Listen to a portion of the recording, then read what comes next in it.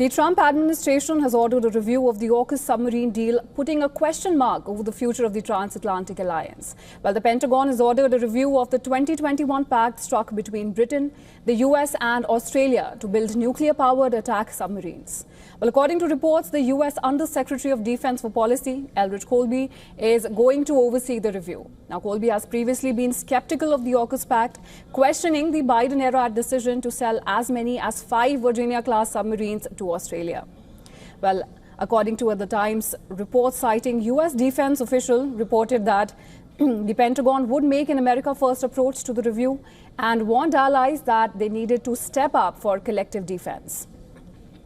However, Australia has downplayed any concerns over the review. Defense Minister Richard Marles has said that he was confident that the pact would proceed, saying his government would work closely with the US while the Trump administration conducted a formal review. We've known about the review for some time. We welcome it and we will engage with it. It's a very natural step for the incoming administration to take. Well, built as a trilateral security partnership, the Aukus deal is worth $239 billion over 30 years. It involves 2 so-called pillars. Now, pillar number 1 is about the supply and delivery of the nuclear-powered attack submarines. Australia will buy 3 second-hand Virginia-class submarines from the United States from 2032, with options to purchase 2 more. After that, the plan is to design and build an entirely new nuclear-powered submarine model for the UK and Australian navies. Well, this attack craft will be built in Britain and Australia to a British design, but use technology from all 3 countries. Well, coming on to Pillar 2, it's going to be about the allies collaborating on their advanced capabilities. This involves sharing military expertise in areas such as long-range hypersonic missiles, undersea robotics and AI.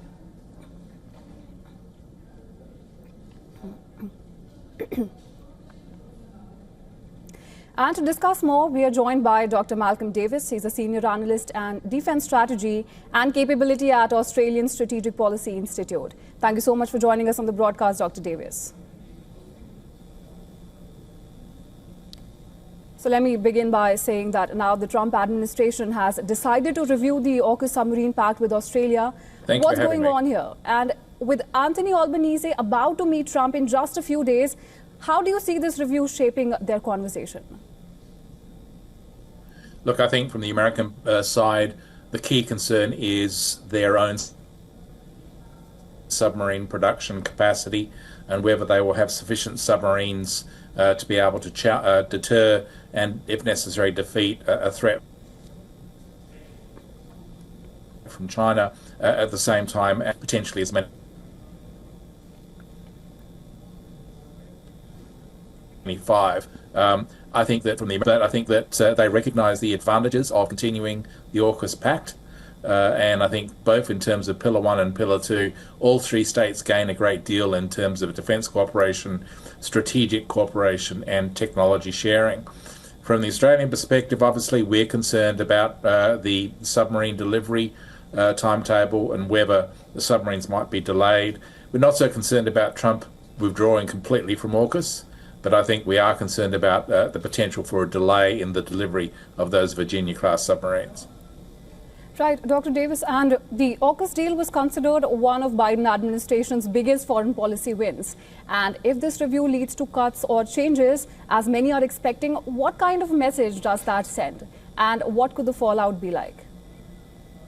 Look, I think if the Trump administration at this point tried to renegotiate the deal or delay it, or scale it back, I think that would be a very bad signal. It would completely undermine trust and confidence in the Trump administration by both, not just Australia, but also the United Kingdom as well.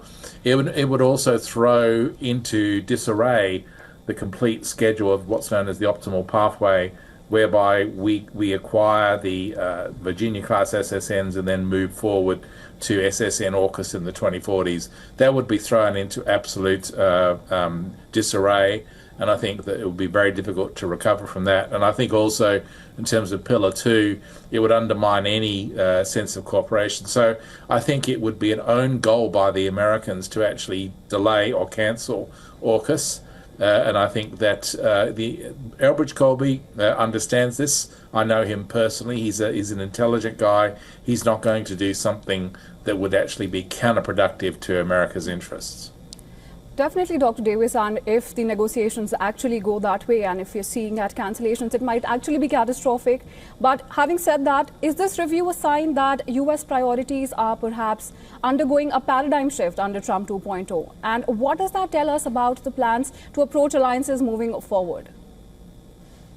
Well, look, I think that from the US perspective, their priority is confronting the challenge posed by a rising China. And so in that sense, AUKUS does actually matter, because AUKUS is about not just the nuclear-powered submarines, but it's also about Pillar 2 with the technology cooperation, in part to actually deter China from using military force for territorial expansion.